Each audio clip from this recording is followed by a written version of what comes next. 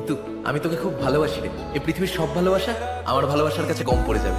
আমি তোকে খুব ভালোবাসি, আমার মন থেকে ভালোবাসি। তোর নাকি কি বলার আছে আমাকে? প্রিয়া বলছিল তাড়াতাড়ি বলে ফেল, আমার কাছে বেশি সময় নেই। বাবা দাদা যদি জানতে পারে না, মেরে পিঠের একেবারে ছাল তুলে বলছি। আর শোন, নেক্সট টাইম যদি আমাকে কিছু বলার হয় তাহলে আমাকেই বল। প্রিয়ার কাছ থেকে যেন আমাকে কিছু শুনতে না। বলছিলাম যে কি বলবি তাড়াতাড়ি বল। আমি পডকাস্টটাকে খুব ভালোবাসি। কি? ঋতু শোন না, আমি তোকেও খুব ভালোবাসি রে। আমিও পডকাস্ট খুব ভালোবাসি।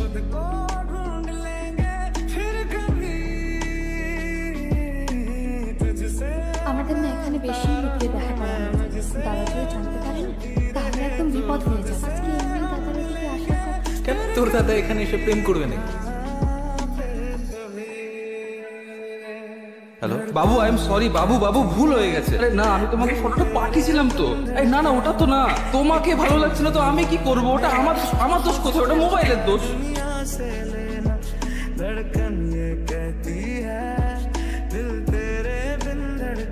আমি দেখা করতে চাই না। কেন?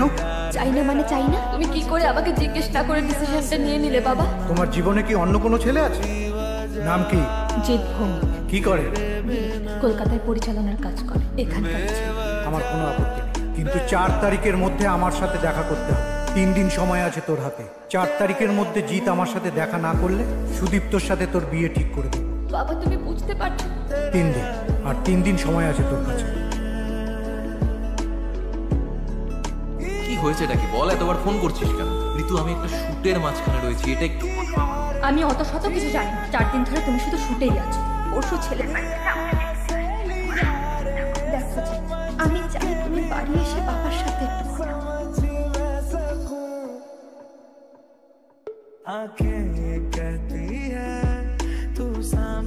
অপেক্ষা করলাম তোমার ফোন। তুমি প্রত্যেকবারের মতো এবারেও কথা রাখোনি। ঋতু, তুমি বুঝতে পারছো না আমি একজন ভালো ফিল্ম মেকার। গোটা টিমের এক্সপেকটেশন বাড়ছে আমার উপর, দর্শকদের এক্সপেকটেশন বাড়ছে। মানছি তুমি একটা ভালো ফিল্ম মেকার, এবার অন্তত একটা ভালো সঙ্গী হয়ে দেখা। ঋতু, 2 বছর বাবু, তারপর আমি নিজেই তোর বাড়ি গিয়ে কথা বলে আসবো। বিশেষ করে খুব ভালো এগোচ্ছি আমি, আর 2 বছরে একটা জায়গায় দাঁড়িয়ে যাবো আমি। আমি বোধহয় বাবাকে আর বেশি দিন আটকে রাখতে পারবো না গো। আমার খুব ভয় করছে। তুমি যদি একটু সময় করে বাবার সাথে এসে আমাদের ব্যাপারটা নিয়ে একটু কথা বলো তাহলে খুব ভালো হয়। আজ তাড়াতাড়ি কাজ ছেড়ে বাড়ি ফিরতে পারো? সবটা শেষ হবে না, আজ তো কোনোভাবেই আমি দেখা করতে পারবো না। ঠিক আছে। অনির্বাণদা, shoot cancel? Who the hell are you to cancel? তুমি কে শুটটা ক্যান্সেল করো? হ্যাঁ এই শোনো, তোমাকে না আমি অনেক দিন ধরে দেখছি। একটা ক্লায়েন্ট ডিমান্ড তুমি স্যাটিসফাই করছো না। শুটের মাঝে 5 বার 10 বার ফোন আসছে। ইয়ার কি হচ্ছে এটা? অনির্বাণদা, ওটা আমার পার্সোনাল ম্যাটার। তুমি ডাক্তার না। This is god damn my business. মানুষের লাইফে কি পার্সোনাল প্রবলেমস থাকতে পারে না? হেলথ ইস্যুস থাকতে পারে না থাকতে পারে না। এটা professional field. No, you are wrong. What? This is personal field. আগেই বলেছিলাম আমাদের সাধারণ মানুষদের জীবন খুব সাধারণ, আর সালা বড্ড বেশি ড্রামাটিক। আজ আমার বন্ধু আমাকে একটা খুব গুরুত্বপূর্ণ জিনিস শিখিয়েছে। In life nothing is personal nor it is professional, everything is just relative.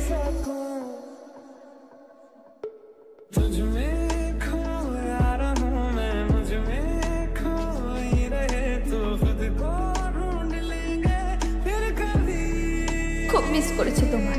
I love you so much. লিখতে পারলাম না।